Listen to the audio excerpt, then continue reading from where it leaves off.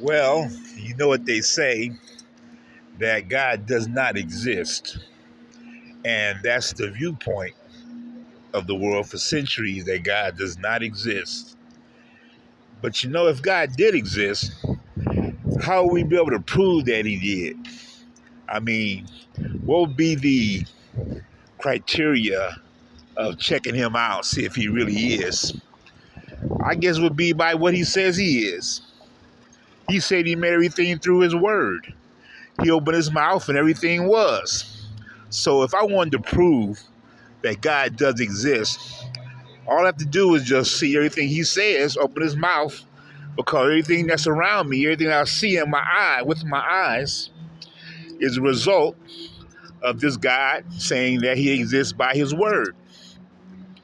So that's why I wanted to talk about the subject of the miracle people. The miracle people, the chosen people of God. The reason why I call them a miracle people was because everything about them, who they are, what they've done, what they were to become, was all because of what God's word said they were to become and who they were to be. Even their creation was all done by God, because his people were made through his word.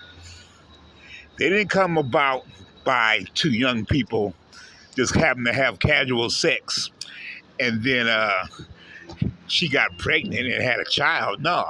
God didn't want it to be that easy to explain his people by. He wanted to make sure that when you talk about his people, you're talking about him and what he said. So what did he do? He picks a man who was old, 100 years old, 99 years old, and his wife was 90. Two elderly people. Ain't no way they're going to have a child at their advanced age. And even the wife, Sarah, knew she couldn't have one, even laughed when the Lord said she going to have a child. She laughed, and the Lord said, I heard you laughing. She said, I didn't laugh. He said, yes, you did. I heard you. But they did have a child. And that child was born, named Isaac. That, my friends, is a miracle baby, which should not exist. There's no way that child should be here from two elderly people that had no way to reproduce in at their advanced age unless God himself did a miracle and made that pregnancy come about and made that birth happen. And everything after that child was a miracle. Everything about these people were going to be exactly what God said they were going to be. Everything that came out of God's mouth about these people or who they are. Stars like the sands of the sea, stars like the skies and stars in the heavens, a multitude of people. Everything that God said these people to become, that's who they are. That's who they were. That's who they came to be. And that's why they're the miracle people, because they should not be here. And they are here.